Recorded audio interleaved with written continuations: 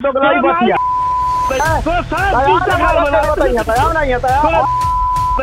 और ये अहंकार की जो परिणति है, मुझे लगता है कि कृष्णनंदन पासवान का जो राजनीतिक करियर है उस पर ब्रेक लगने की स्थिति पैदा कर रही है। हेलो। हाँ भाई।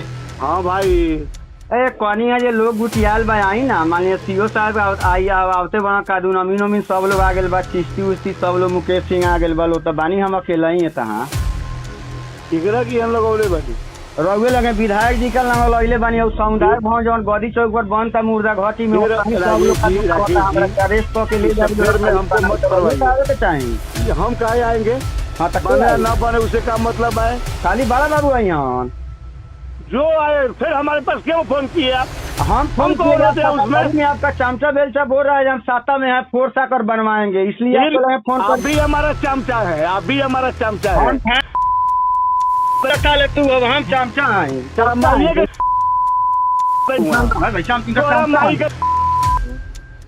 हम चमचा है तो कमजोर मुझे तो मुंह में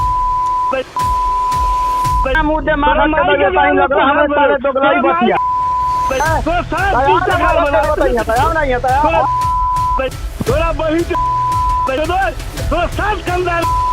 भाजपा के एक मंत्री के द्वारा यूं कहें तो पूरे बिहार में एक खास समाज, जिस समाज का नाम भूमिहार समाज है, उसको उत्तेजित और आक्रोशित कर दिया है। भाजपा के मंत्री के उस बिगड़े बोल ने बिहार के राजनीति में ऐसी हलचल पैदा कर दी है जिस पर चर्चा करना लाजमी है। बात पूर्वी चंपारण जिले के एक विधायक कृष्णनंदन पासवान और बिहार के गन्ना उद्योग मंत्री अभी फिलहाल में है, उनकी जो बिगड़ी बोल है उसकी काफी चर्चा हो रही है। उसके बाद पूरा राजनीतिक माहौल बदलते हुए दिखाई दे रहा है। क्या कुछ इसका असर पड़ेगा? ये जो बिगड़े बोल हैं इस समय मौजूदा वक्त में, इस हालात में, ये क्या गुल खिलाएगा राजनीति में? इन तमाम चीजों पर चर्चा करेंगे अपने editor in chief Gyaneshwar Gautam ji के साथ। आइए इन्हीं से जानते हैं। स्वागत है सर आपका। धन्यवाद पुरुषोत्तम।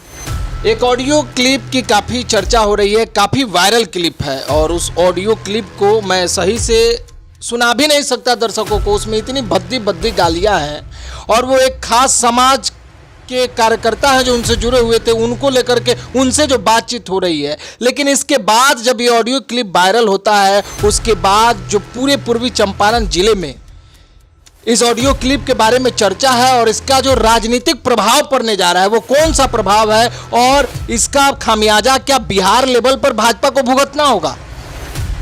देखिए, बिहार लेवल की बात तो नहीं कर सकते पुरुषोत्तम, लेकिन चंपारण के लेवल पे बीजेपी को निश्चित तौर पे भुगतना पड़ेगा। हालांकि हमारे जो सूत्र बताते हैं वो सूत्र ये बताते हैं कि Krishnanandan Paswan is not going to be repeated again. दोबारा उनको टिकट मिलने अभी के समय में उनको टिकट मिलने नहीं जा रहा है। लेकिन यदि बीजेपी टिकट उनको देती है तो भूमिहार समाज ने, भूमिहार ब्राह्मण चेतना मंच सहित भूमिहार ब्राह्मण समाज के जो कई संगठन हैं, सारे संगठनों ने ये अनाउंस और ये घोषित कर दिया है कि हम लोग उनको वोट नहीं करेंगे और उन्हीं को वोट नहीं करेंगे। हम लोग बीजेपी को वोट नहीं करेंगे। अगर भाजपा उनको उम्मीदवार बनाती है तब? अगर भाजपा उनको उम्मीदवार बनाती है तब। एक बात समझने की है कि पहले की स्थिति में और आज की स्थिति में एक चीज़ जो है जो काफ़ी बदलती हुई दिख रही है कि पहले क्या है ना कि पहले विकल्प नहीं था। आरजेडी बनाम बीजेपी, मतलब महागठबंधन बनाम एनडीए गठबंधन। तो लेकिन इस बार क्या है ना कि इस बार विकल्प कई हैं, है ना, और कई विकल्पों के चलते लोगों को सुविधा होगी अपना उम्मीदवार चुनने में। तो अगर बीजेपी ने टिकट नहीं बदला कृष्णनंदन जी का, कृष्णनंदन पासवान को अगर बीजेपी ने माने मुख्य धारा से अलग नहीं किया, तो आप ये मान के चलिए कि पूरे जिले में भूमिहारों में जो आक्रोश हमको दिख रहा है अभी, उसमें बीजेपी को बहुत खामियाजा भुगतना पड़ेगा। क्योंकि पूरे मुझे लगता है कि पूर्वी चंपारण में लगभग 4 लाख वोट भूमिहार समाज के हैं। निर्णायक भूमिका में भी रहते हैं और निर्णायक भूमिका में भी रहते हैं। लोकसभा के स्तर पर तो काफ़ी मजबूत है, विधानसभा के स्तर पर भी हर सिद्धि में भी 3, 4, 5 गांव ऐसे हैं जो गांव पूरा का पूरा भूमिहार। और हमें ये जो वोट है ना, ये वोट बीजेपी का वोट रहा है। और एक मंत्री होने के नाते कृष्णनंदन जी की जुबान जो फिसली, उस पर उनको कंट्रोल करना चाहिए था।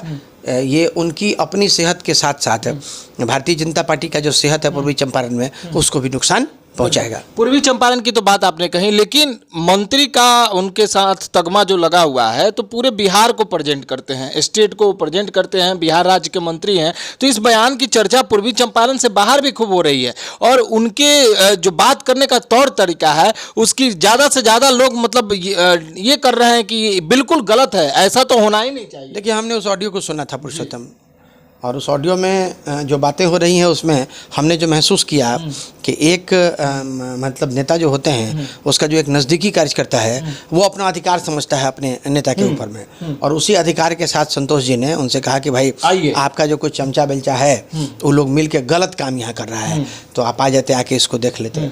तो उसी पर उन्होंने कहा कि तू तो अमर चमचे हुआ है ना, यहीं से बातें। तो राजनीतिक रसूख की पहचान है? नहीं, ये मानसिक तौर पे होता यह है कि जब आपकी उम्मीद नहीं थी और वहाँ तक आप पहुँच जाते हैं, अच्छा। है ना, तो आपके अंदर जो अहंकार का पुट आता है ये उसी अहंकार की परिणति है, और ये अहंकार की जो परिणति है मुझे लगता है कि कृष्णनंदन पासवान का जो राजनीतिक करियर है उस पर ब्रेक लगने की स्थिति पैदा कर रही है। पैदा कर भाजपा के लिए भी नुकसानदेह है निश्चित तौर पे। और आपने एक बात सही कही, देखिए होता क्या है कि जब चिंगारी पकड़ लेती है तो आग बड़ी तेज़ी से फैलती है, और आग अगर मान लीजिए मोतिहारी में भूमिहार समाज अगर कृष्णनंदन पासवान का विरोध करता है, बीजेपी का विरोध करता है, तो ये विरोध की लहर आगे तक चली जाए तो अतिशयोक्ति नहीं होगी। चले, बहुत बहुत धन्यवाद सर आपका।